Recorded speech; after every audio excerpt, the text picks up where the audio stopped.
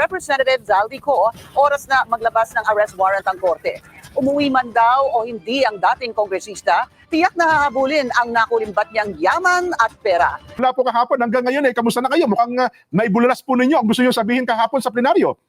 Okay naman po, pero ang pangunahing layunin nun ay pangalagaan at protektahan po ang Senado. Hindi lamang ang mga miyembro nito ng mga senador, pero ang institusyon mismo na tila nahihila pababa, natuturo ng mga may masabi lang ang kaugnay ng isyong ito. Alam niyo mga kabayan, si Master Sergeant Orly Gutisa ay magkakabats kami sa Marines at ang course namin ay MBWC, Marine Basic Warrior Course, Class 1997 sa Philippine Marine Corps. At kami yung sumabak noon sa mga matinding mga abusayap sa panahon nila Father Benedetti, tatlong Hong Kong national, si Padan Hostijes, at sa kanila ni Gracia Burnham at marami pang iba. Hindi na rin mabilang ang mga naranasan naming ambush, mga encounter na hindi mabilang hanggang sa panahon ng all-out war ni Iraq. Kaya yan si Master Sergeant Orly Gutesa, isang warrior yan ng Philippine Marines. Kinumpirma ni PNP Public Information Office Chief Police Brigadier General Ranjo Stuanyo na pinaaresto na ng korte si dating PCSO General Manager Rian Nagarma at 4 na iba pa dahil sa kasong murder o pagpatay kay PCSO Board Secretary Wesley Barayuga at frustrated murder dahil naman sa pamaril sa driver nito sa Mandaluyong noong July 2020. Yes. Good morning mga kasama. Nandito na naman si Kuya Goods nagbabalik. At syempre kung hindi ka pa nakasubscribe sa ating channel, pa-subscribe na lang po at hit mo na rin yung bell para updated ka sa ating mga video. Ito na nga, matapos tawaging bias. Miss Cathy Binag, binulgar ang baho ni Tocson. Yan, marami na lumalabas na patungkol sa iyo. Kasi naman, doon lang sa tama. Kung alam na mga durobo, tumbok na ang mga durobo, wag nyo nang i-cover up. Baka daw kasi mahalata. Wag kang masyadong halata. Ano lang natin, simplihan natin Kung kayo nasa tama at para kayo sa taong bayan, gawin nyo yung tama. Ibulgar nyo kung ano yung nararapat. Hindi yung kailangan pa bang masibak sa pwesto yung mga boss nyo para kayo ay bumait? Ganun ba yun? Pasok na natin to at mamaya meron na naman isang Marines na nagsalita. Talagang sinabi niya na talagang magaling at matikas itong si Master Sergeant Orly. Ito, pasok na natin to. Kung noon ay nagawa niyang magtago dahil sa patong-patong na kaso, gaano na lang ba ngayon at kayang-kaya niyang pagtakpan ang mga kurap na tao? Maikli, ngunit tagos hanggang buto ang naging patama ng kilalang whistleblower na si Cathy Binag nang ibulgar nito sa publiko ang kabalastugang ginagawa ni Senator Ping Lacson.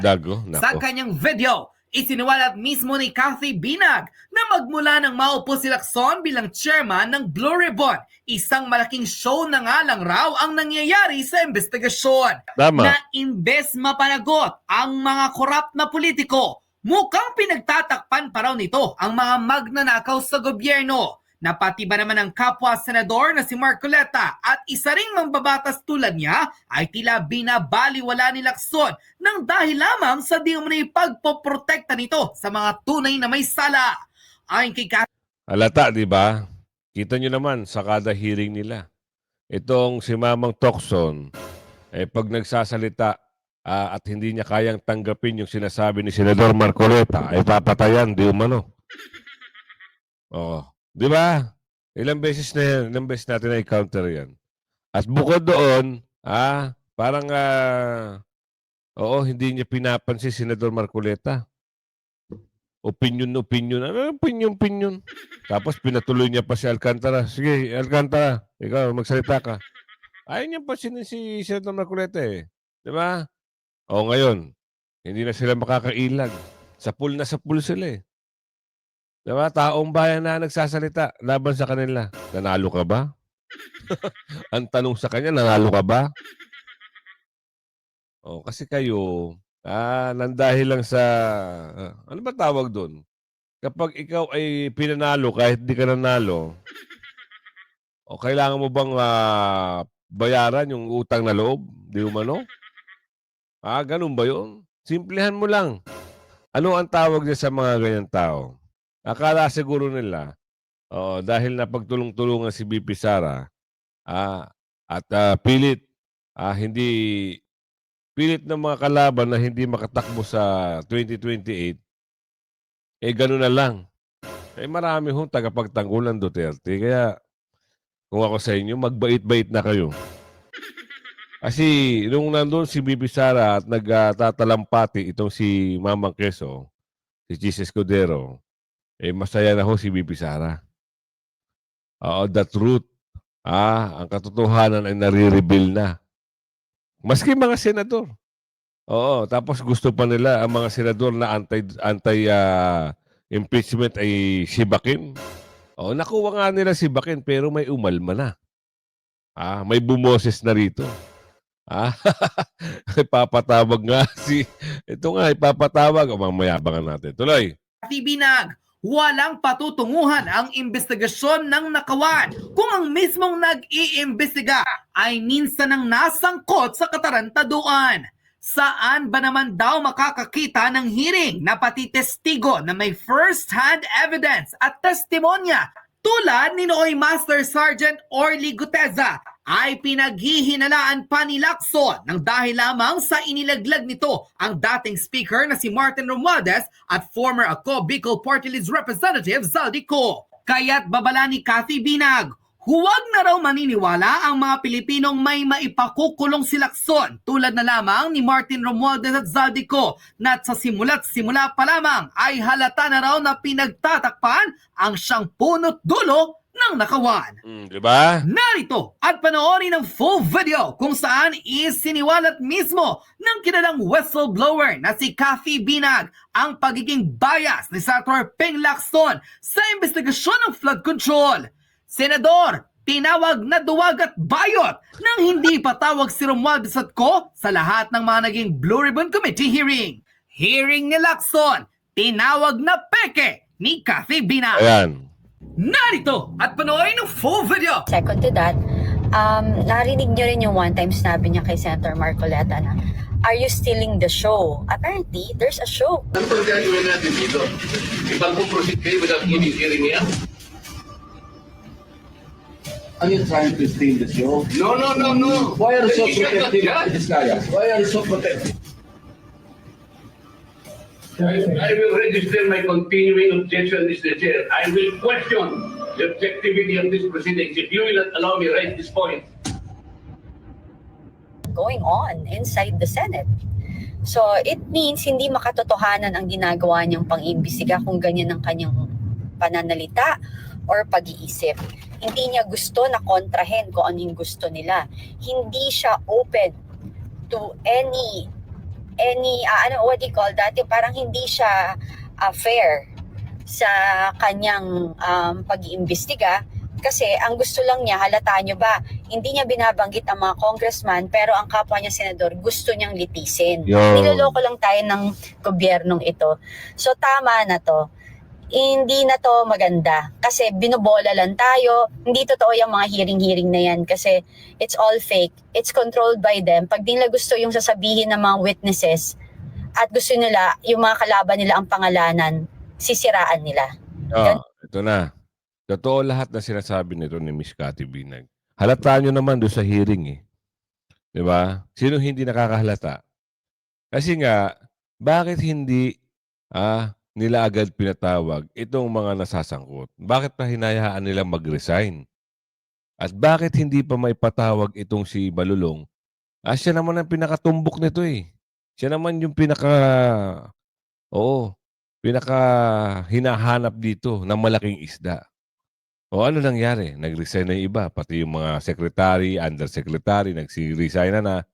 Ngayon, buti na lang may umalma. Oo.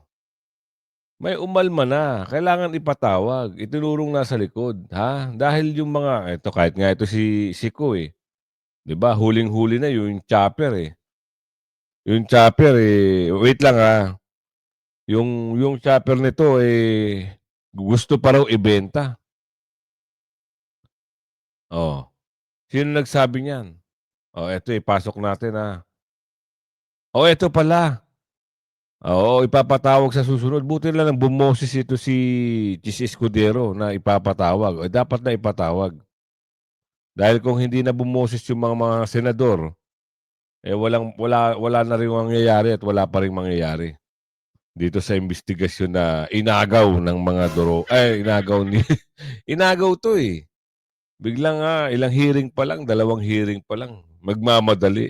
Yung mga bakit tahimik ang mamamputing buhok?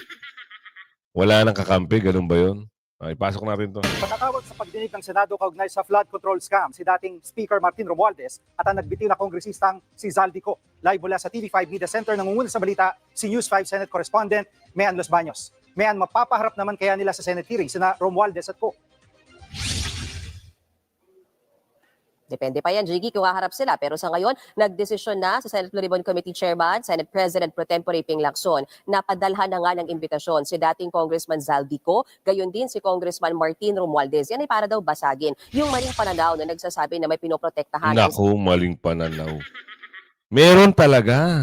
Oo, halata naman eh. O tuloy. Senate Blue Ribbon Committee sa isinasagawa nitong pagdinig kaugnay nga sa mga anomalya sa flood control project. So Jiggy, ano bang mangyayari dyan? Basically, ang explanation dyan ni Senator Ping Lacson, ipapadala yung invitation para kay Zaldico sa address o sa kanyang bahay. And then dahil nga doon sa mga recent reports na siya ay abroad, malamang naman daw ay malabo siyang makarating. So pag hindi siya makarating doon sa hearing ng Senado kung saan siya invited, siya ay padadalhan na ng sapina. So just in case hindi pa rin siya dumalo, i-issuehan na siya ng show cause order kung saan kailangan siyang magpaliwanag. At kung hindi makontento ang Senado sa paliwanag nga nito ni Zaldico kung bakit siya uma-absent o absent sa mga pagdinig ng Senado, at saka na siya ipapakontempt at saka rin mag-i-issue ng warrant of arrest ang Senado. So paano naman yung kay Congressman Martin Romualdez? Ang sinabi ni Senator Lacson, ipapadaan yan, yung kanyang invitation kay Speaker Bogie D bilang pagkilala na rin at respeto nga sa interparliamentary courtesy sa pagitan ng Senado at Kamara. At Mean, kailan ang susunod na pagdinig ng Senate Blue Ribbon Committee? Sa ngayon, Jiggy, at least for this week wala akong nakita sa kalendaryo ng Senado kung kailan yung next hearing na yan. Ang paliwanag dyan ni Senator Ping Lacson yan ay dahil naghihintay pa sila ng bagong update kaugnay pa rin sa issue ng katiwalian sa flood control projects. Nako, naghihintay pa raw ng bagong update. Ayan na nga mga pinapangalanan. Ano gusto niyo, matakpan na naman ng issue ng mali-maleta? Di ba? Issue ng mali-maleta, hihintay pa ng kung ano-ano.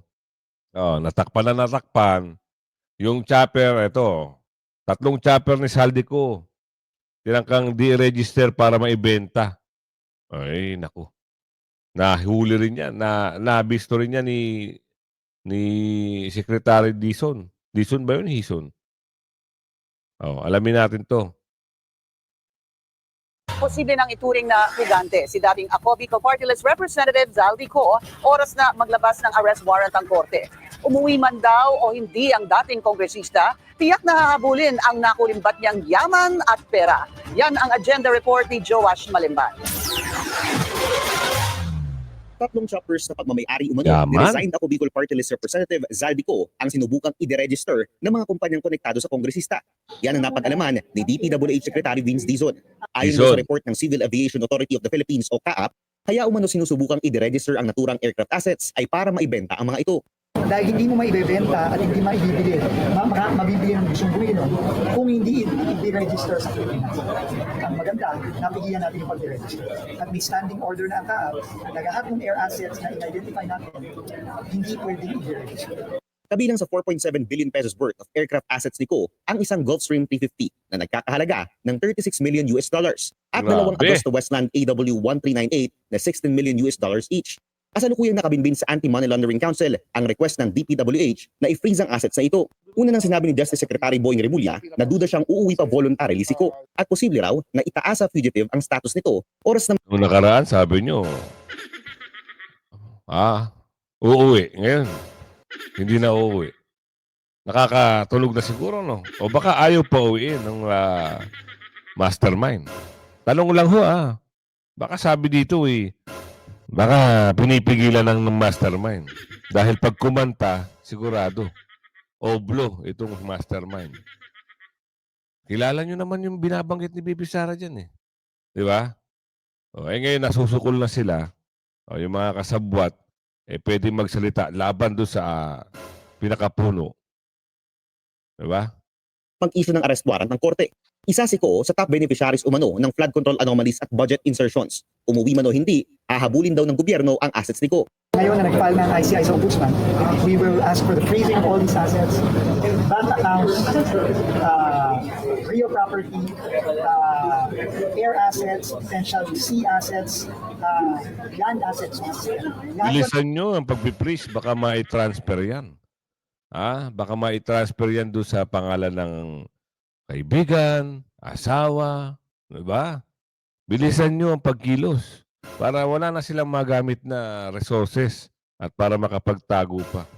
O, sabi ni Aling Ledesma yan, Samantala, opisyal nang nanumpa ang mga bagong talagang undersecretary ng DPWH. Sina Ray Perez bilang bagong USEC for Operations in charge of Convergence Projects and Technical Services. Arthur Bisnar bilang USEC for Regional Operations. Tigilan natin yung mga... baka mamaya, mahirap na magsalita. Huwag kayong sasali sa mga crocodile group, Tigilan niyo yung pagsali-sali sa mga crocodile group. Baka maimbestigahan din kayo. Senator Chis Escudero, diniin na si Martin Romualdez sa anomalya sa flood control. Naku, ito na yung magandang balita dito. Nadidiin na. Ipapatawag na At maganda rito, magbayad ang dapat magbayad, sabi ni Aling Marie. Bayaran nyo kung ano yung mga pinagnanakaw. Asher, ano ang naging basihan ni Senator Escudero para idiin si Romualdez sa mga anomalya?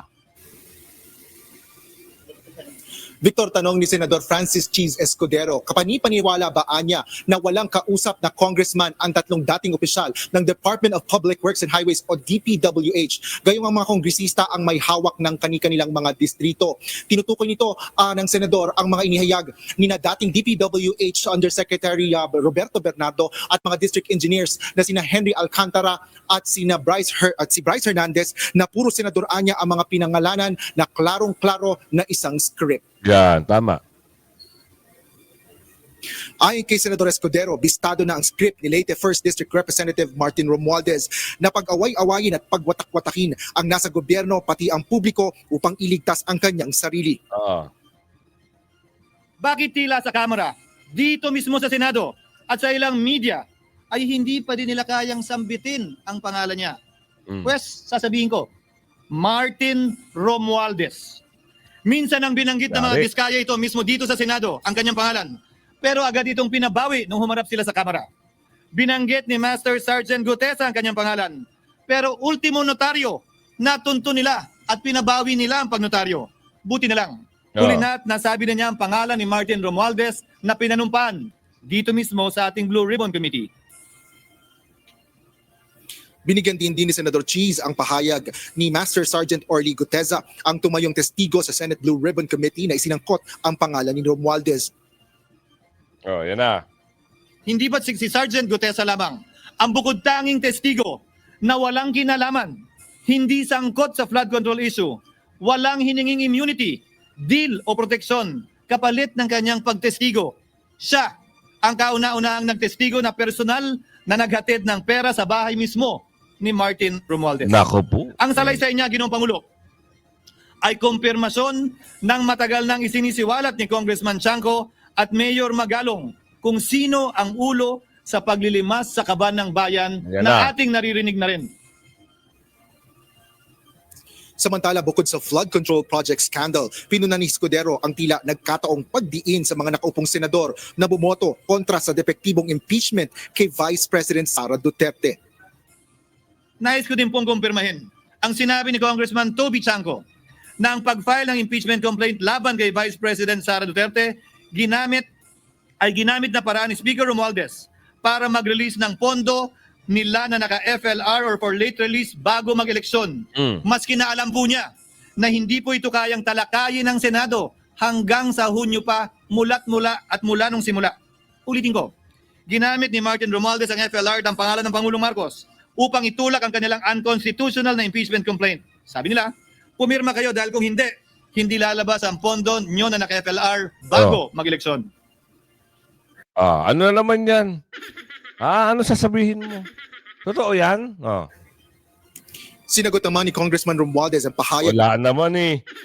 Kayo, nasan? ni Senador Escudero. Sige nga. Ayon sa kongresista, hindi Ay, pagsisiwala hindi. Kailangan siya magsalita. Pagsalitain nyo. Oo, kasi ang problema, puro ganyan, with the script, tapos sasabihin niya ng sinabi. Kasi yan, pagdating ng araw, pwede itanggi yan. Hindi ko naman sinabi yan kasi hindi ako nagsasalita niyan. Sinabi lang yan ng reporter.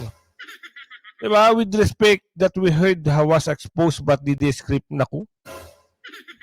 Ay, halata na kayo masyado eh. Oo. Paano mo nasabi? Ito nga sinabi din dito na sabi ni Mamang Quezon, ang nasa likod ng impeachment ay ito si Martin.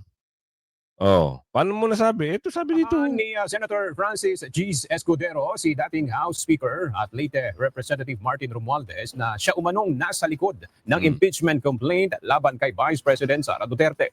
Sa kanyang manifestasyon kahapon sa plenaryo, inihayag ni Senator Escudero na pinangakuan umano ni Romualdez ang mga miyembro ng Kamara ng for later release allocations o FLR kapalit ang pagpirma ng mga ito sa impeachment complaint laban sa Vice Presidente. Diba? Ginamit umano ni Congressman Romualdez ang pangalan ni Pangulong Ferdinand Marcos Jr. at ang FLR upang itulak ang unconstitutional na impeachment complaint.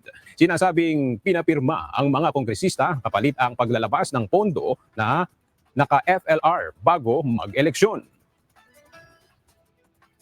Ito.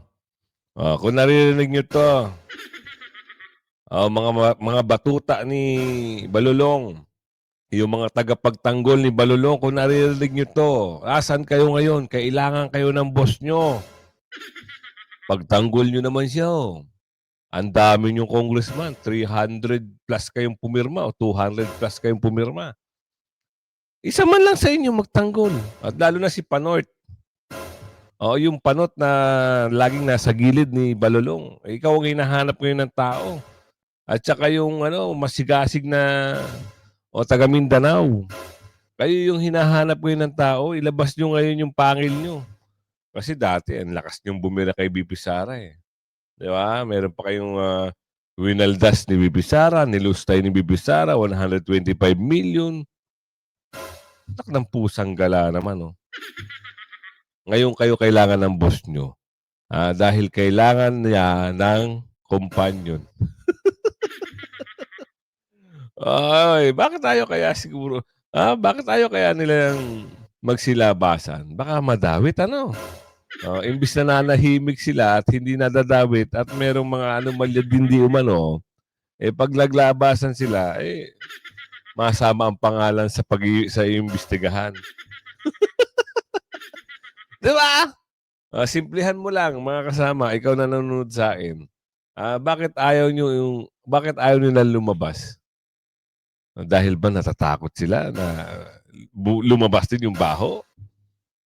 Diba? Ganun lang yun tuloy. Nais ko din pong kumpirmahin. Ito na yung kanina. Ngayon ipasok natin itong interview ni Senador Chis Escudero, si Mamang Quezon, dito sa magaling na istasyon ng Ganang Mamamayan. Sa Ganang Mamamayan. Ito lang yung kapanipaniwala na stream media na napapanood natin SMNI, tsaka ito. Yung bukod sa iba, wala na. Yung milyonaryong channel, naku po. Wag na. Bakit? Ang sabi ni Senador Marcoleta, marami nang nababayarang media. Naku po. Tuloy natin to. Escudero Sanchez, masayang hapon po. Jen Nelson, masayang hapon din sa inyo sa ating mga taga-subaybay. Taos pusong pagbati. Kamusta po kayo? Base na nakikita namin sa video, parang iba araw nyo ngayon. Mukhang fresh na fresh po kayo. Mukhang masaya kayo, Sanchez. Wala, matanda na, tumanda na mula pa nung una nating magkasama-sama at magkausap. Oo nga po. Pero anyway, mula po kahapon hanggang ngayon, kamusta na kayo? Mukhang naibulalas po ninyo ang gusto nyo sabihin kahapon sa plenaryo. Okay naman po, pero ang pangunahing layunin nun ay pangalagaan at protektahan po ang Senado. Hindi lamang ang mga miyembro nito ng mga senador, pero ang institusyon mismo na tila nahihila pababa, natuturo ng mga may masabi lang ang kaugnay ng isyong ito. Aha. Ako ho mukhang, alam nyo, yung binanggit nyo, yan din ang tema ng binanggit ni Senador Rodante Marcoleta. Isa naman ang gusto namin Ba't pa kayo nag-aaway-away? 24 na kayo, Sensis. Tama. Well, sabi ko nga, bahagi ito ng script na pag-away-awayin kami at ayokong sumabay sa script na yan. Para sa akin, ang Senado ay isang buong institusyon. Mas malakas ang ating bansa at ang sambayanan kapag malakas ang Senado. Hindi kapag pilit kaming pinag-aaway-away, pilit kaming pinagkakawatak-watak, at pilit kaming tinuturo. Sabi ko nga sa talumpati ko, hindi ba, John Nelson? Kada daliring ituturo mo sa kapwa mo, may 3 daliring nakaturo palagi pabalik sa iyo. Pero paano po natin masisiguro? Ano pa lang ba na logical thinking lang ba o meron kayong talagang pinanghahawakan na ito ay kagagawa ni Speaker Romualdez?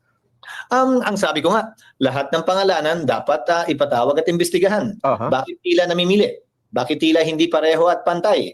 Bakit may tinititigan at may tinitingnan? Hindi ba dapat po pantay ang hustisya? Dahil yung babaeng sumisimbolo ng hustisya na may hawak na balanse, nakapiring po yung mata. At hindi po dapat nakakakita. Kaya walang mapapaboran, walang tinitingnan, walang tinititigan. Gets nyo na? Yun yung simbolo ng simbolo ng hustisya sa Pilipinas. Oo. Kaya kagaling Pero dapat tama yung sinasabi ni Senador Cheese. Kasi ito naman kasing pumalit na SP tsaka si Chairman Blue Ribbon.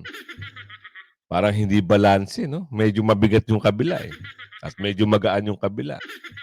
Kasi kung kayo ay tama ang ginagawa nyo para sa taong bayan at kayo ay naluklok ng taong bayan para magserbisyo ng tapat sa taong bayan, gagawin nyo ang nararapat at tama.